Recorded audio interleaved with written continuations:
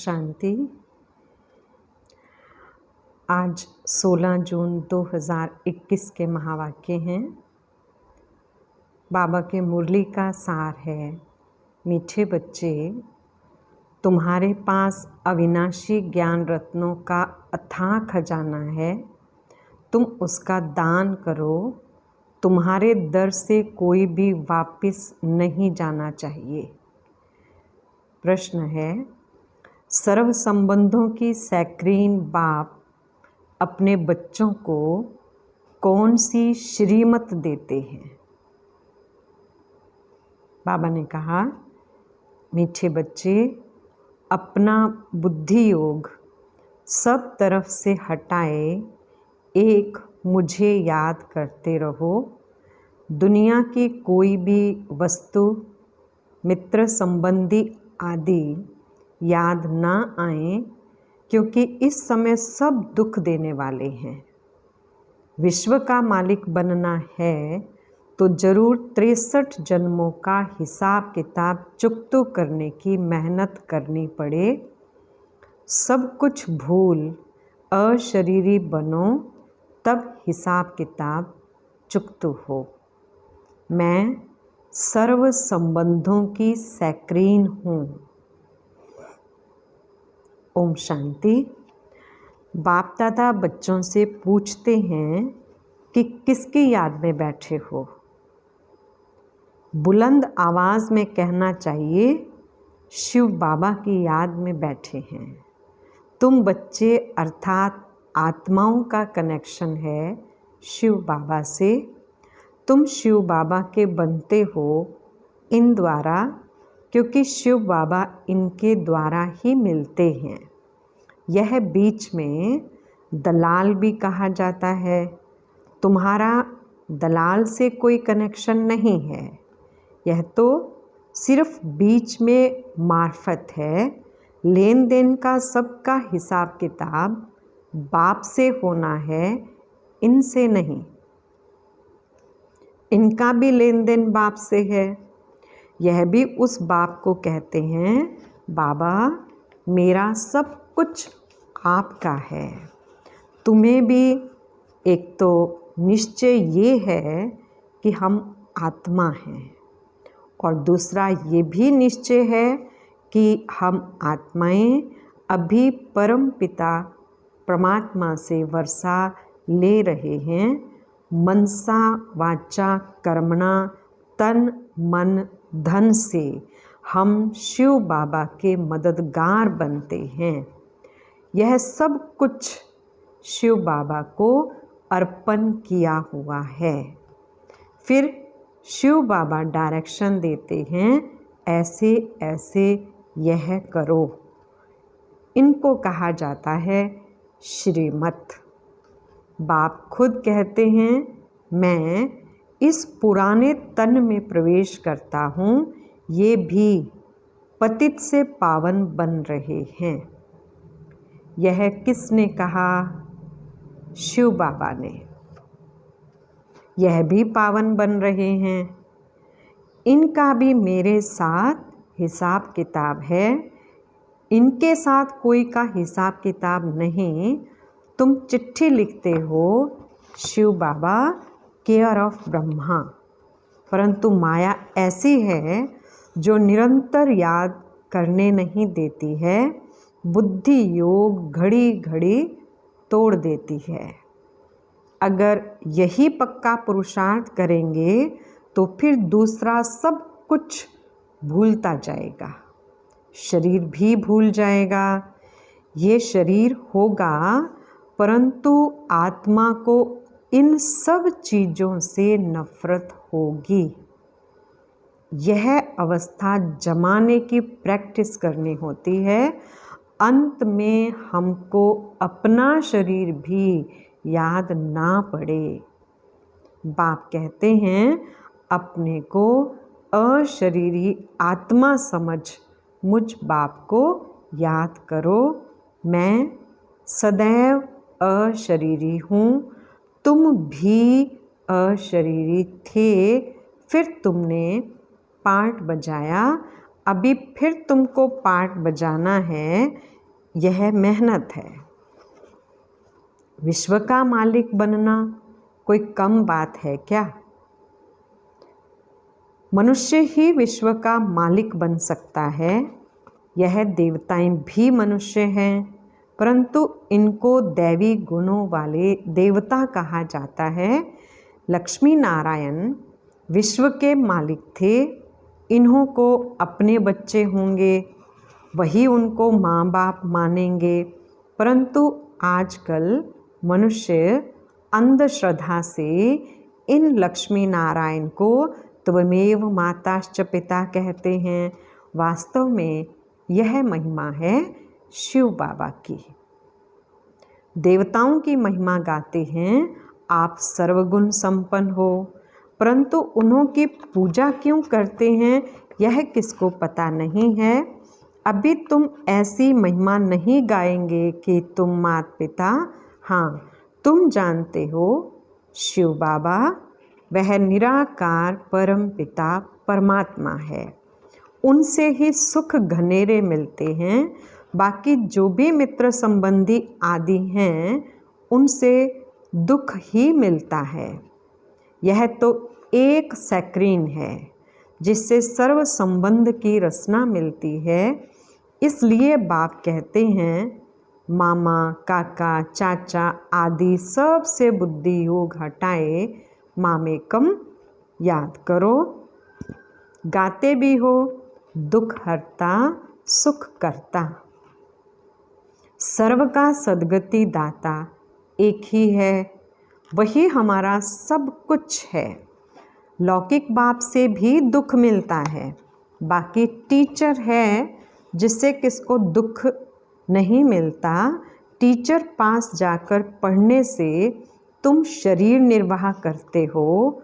हुनर सिखाने वाले भी होते हैं, वह सब अल्पकाल के लिए टीचिंग करते हैं।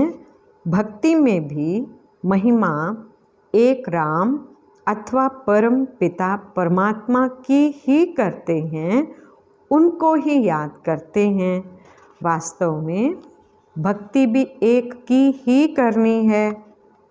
वह एक ही तुमको पूज्य बनाते हैं। तुम पहले पहले एक शिव बाबा की पूजा करते हो, उनको सतो प्रधान भक्ति कहा जाता है।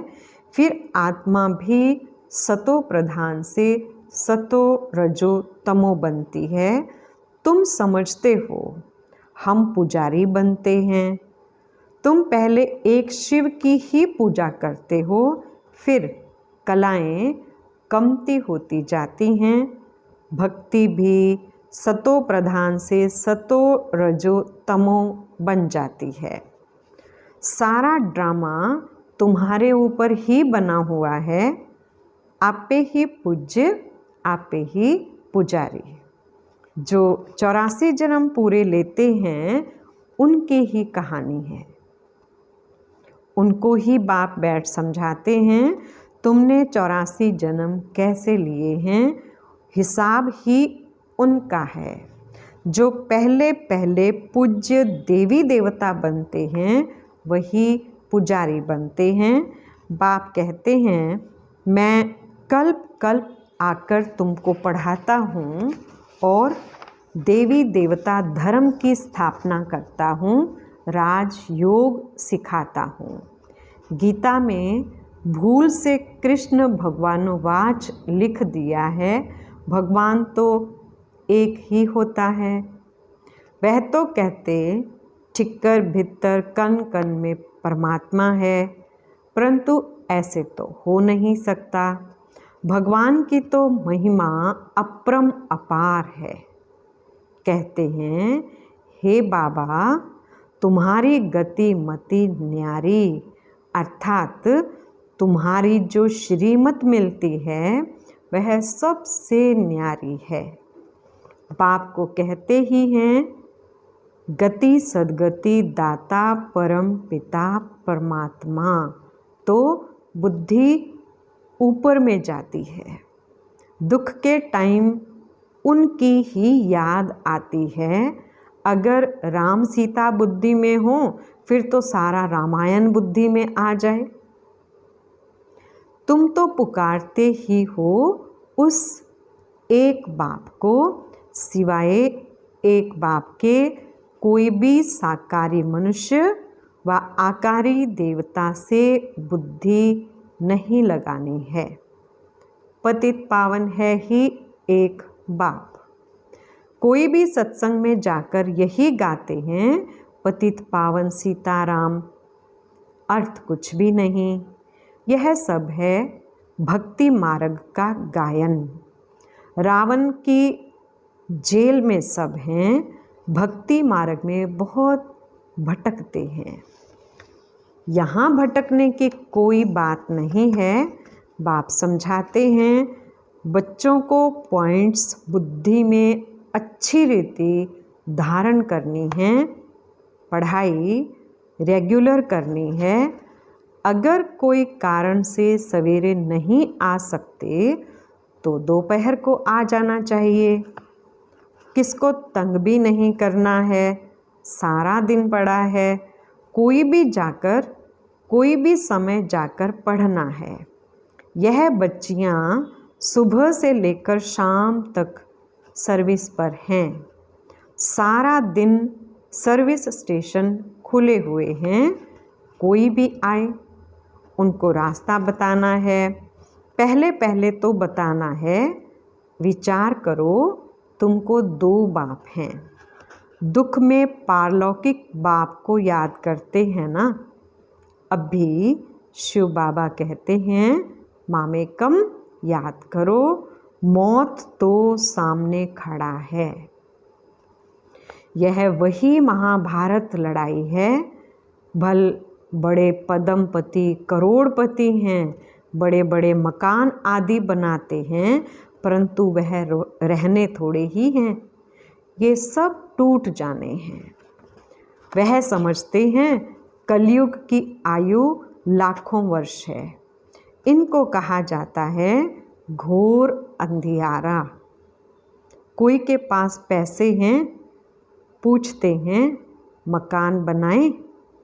बाबा कहेंगे पैसे हैं तो भले बना लो, पैसे भी तो मिट्टी में मिल जाने हैं।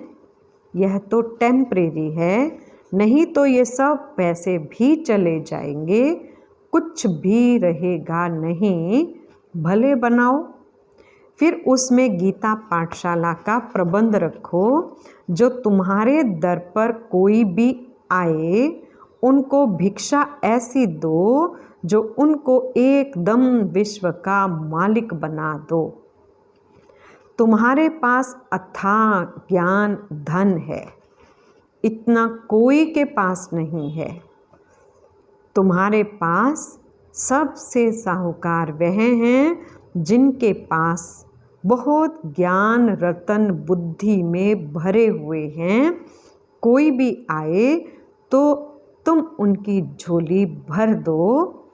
तुम्हारे पास इतना खजाना है, सिर्फ यह बोर्ड लगा दो, आओ तो हम आपको सदा सुखी स्वर्ग का वर्षा पाने का रास्ता बताएं।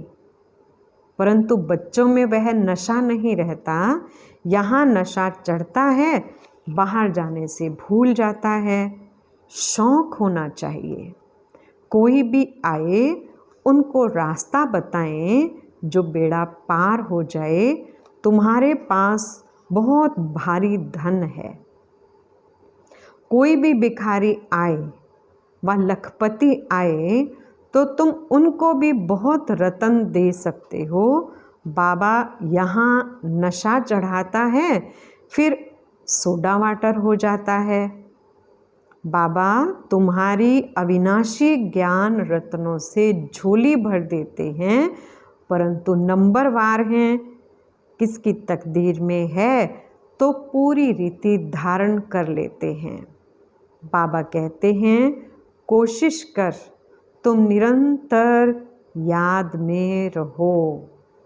ऐसे नहीं कि सेंटर में जाकर एक जगह बैठना है, नहीं, चलते फिरते जो भी समय मिले बाप को याद करते रहना है।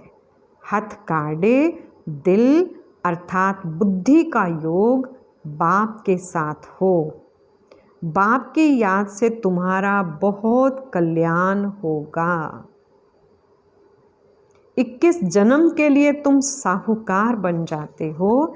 बेहद का बाप बेहद का वर्षा देते हैं। भारत स्वर्ग था, अब नरक है।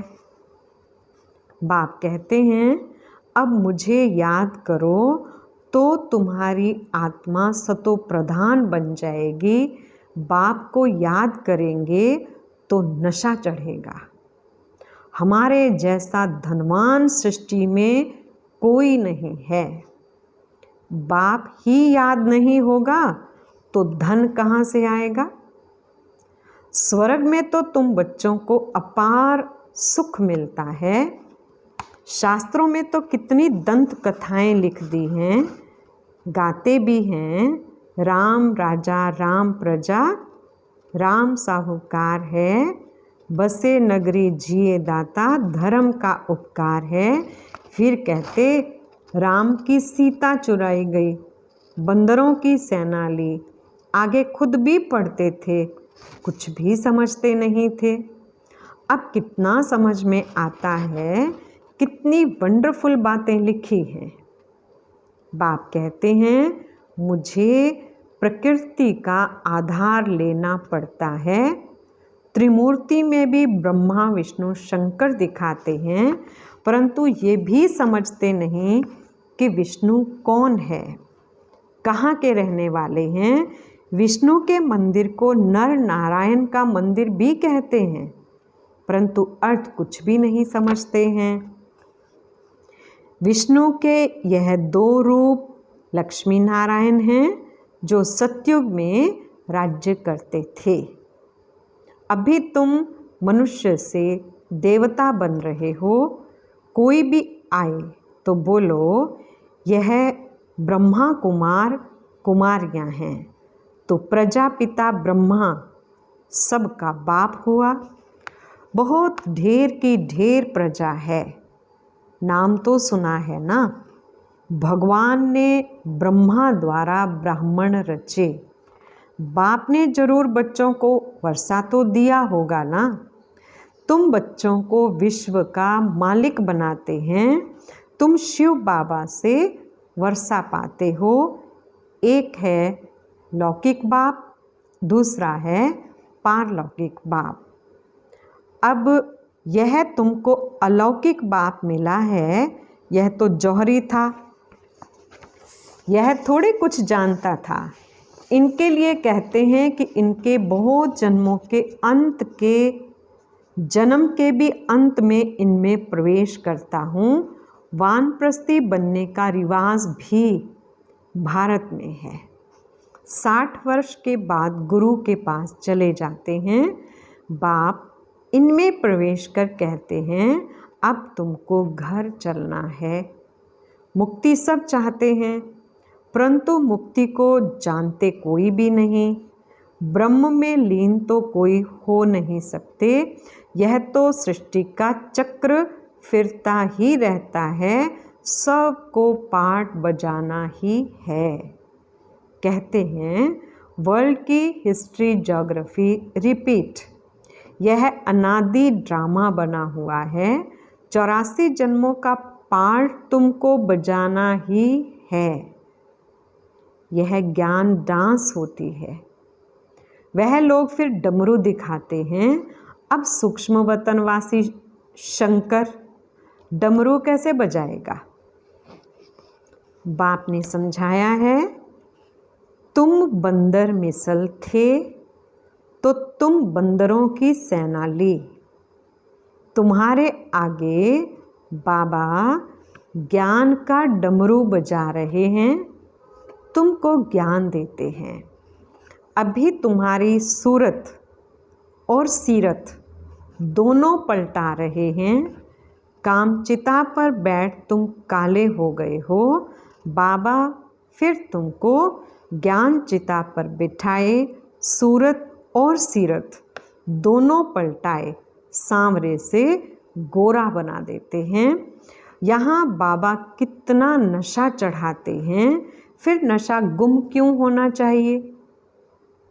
अच्छा, मीठे मीठे सिकिलधे बच्चों प्रति माता पिता बाप दादा का याद प्यार और गुड मॉर्निंग। रूहानी बाप की रूहानी बच्चों को नमस्ते। हम रूहानी बच्चों की रूहानी बाप दादा को याद प्यार गुड मॉर्निंग और नमस्ते जी। धारणा के लिए पहला पॉइंट है, बाप ने जो अथाह ज्ञान का धन दिया है उसे धारण कर स्वयं भी साहूकार बनना है और सबको दान भी करना है। जो भी आए उसकी झोली भर देनी है। दूसरा पॉइंट है, बाप की याद से ही कल्याण होना है, इसलिए जितना हो सके चलते फिरते बाप की याद में रहना है। सर्व संबंधों की रचना एक बाप से लेनी है। वरदान, सारे वृक्ष के नॉलेज को स्मृति में रख तपस्या करने वाले सच्चे तपस्वी व सेवाधारी भव। विस्तार किया बाबा ने। भक्ति मार्ग में दिखाते हैं कि तपस्वी वृक्ष के नीचे बैठकर तपस्या करते हैं। इसका भी रहस्य है। आप बच्चों का निवास इस सृष्टि रूपी कल्प वृक्ष की जड़ में है। वृक्ष के नीचे बैठने से सारे वृक्ष की नॉलेज बुद्धि में स्वतः रहती है। तो सारे वृक्ष की नॉलेज स्मृति में रख साक्षी होकर इस वृक्ष को देखो तो यह नशा खुशी दिलाएगा और इससे बैटरी चार्ज हो जाएगी। फिर सेवा करते भी तपस्या साथ साथ रहेगी। स्लोगन है, तन की बीमारी कोई बड़ी बात नहीं, लेकिन मन कभी बीमार ना हो। अच्छा, ओम शांति।